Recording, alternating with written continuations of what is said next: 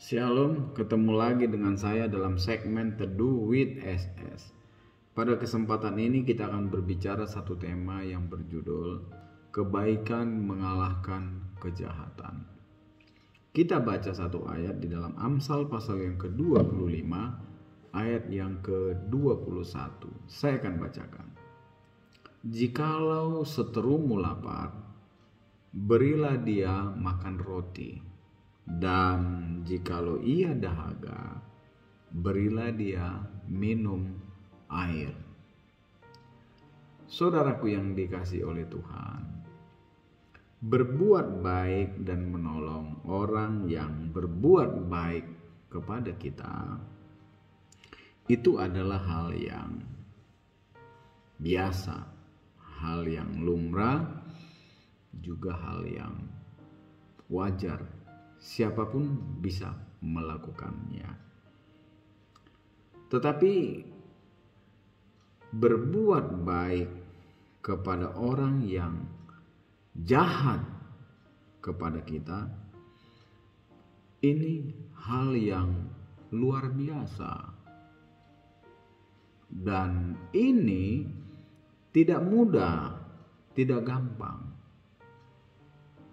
Ini membutuhkan satu perjuangan yang keras dan harus memiliki iman yang kuat dan dewasa rohani di dalam Tuhan.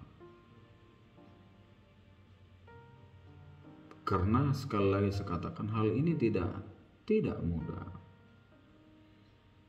Dan saya mau katakan pada kesempatan ini, itulah kekristenan.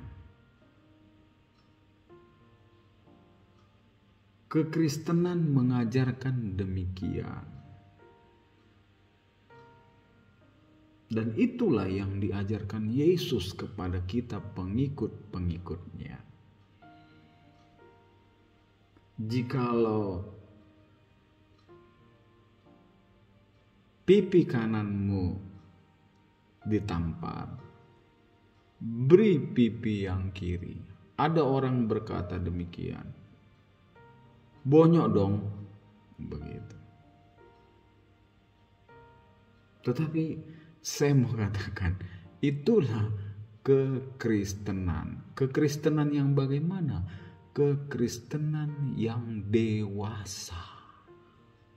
Kekristenan yang hidup seturut dengan firman Tuhan.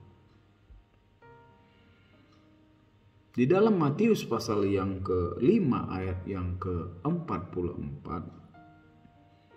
di sana juga dikatakan, kasihilah musuhmu. Rasul Paulus menjabarkan tema ini ketika ia mengutip Amsal 25 ayat yang ke-21 yang sudah kita baca tadi. Jika seterumu lapar, berilah dia makan. Jika ia haus, berilah ia minum. Lalu Rasul Paulus melanjutkan dalam Roma pasal yang ke-12 ayat yang ke-21. Dikatakan, jangan kamu kalah terhadap kejahatan, tetapi kalahkanlah kejahatan dengan kebaikan.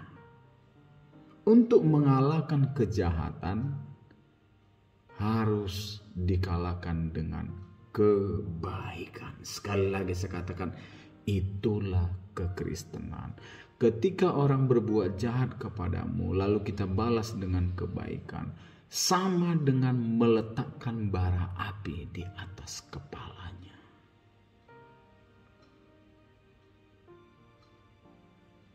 Saudaraku yang dikasihi oleh Tuhan, pernyataan Paulus ini mendorong kita anak-anak Tuhan, orang-orang percaya, orang-orang Kristen, untuk melakukan yang baik kepada semua orang. Melakukan kebaikan kepada semua orang, termasuk tadi kepada musuh atau orang yang jahat kepada kita.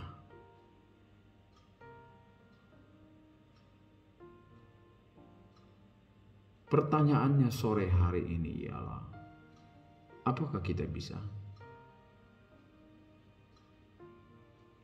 Jika bisa, itulah yang disebut dengan kekristenan. Sebab Kristen artinya pengikut Kristus. Dan itulah yang diajarkan oleh Yesus Kristus kepada kita, orang-orang percaya.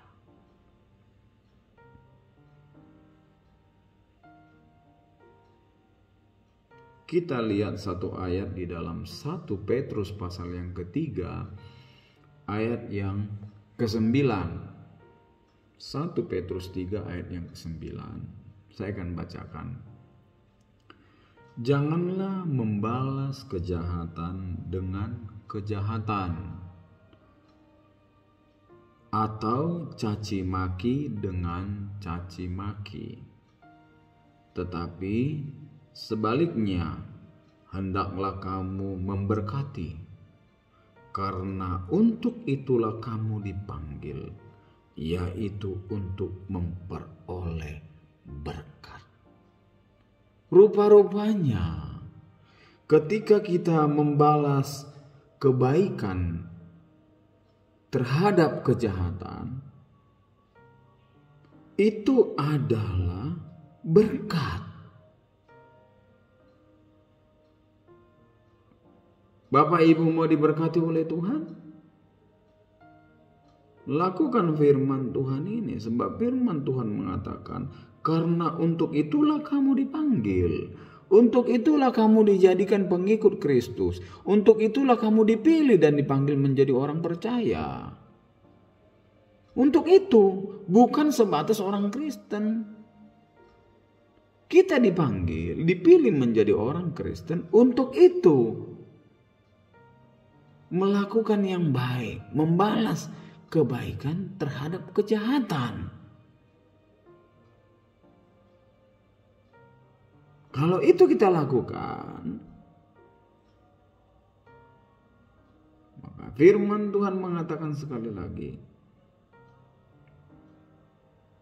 maka kamu akan memperoleh berkat.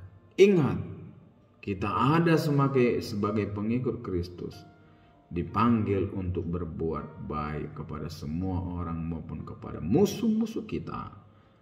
Kala kita melakukan itu, firman Tuhan mengatakan kita akan memperoleh berkat dari Tuhan. Sama-sama kita renungkan firman Tuhan ini dan kita lakukan, supaya berkat Tuhan melimpah dalam kehidupan kita. Karena memang itulah kekristenan, dan untuk itulah kita dipilih oleh Allah dan dipanggil menjadi anak-anaknya. Terima kasih. Tuhan Yesus memberkati kita semua. Amin.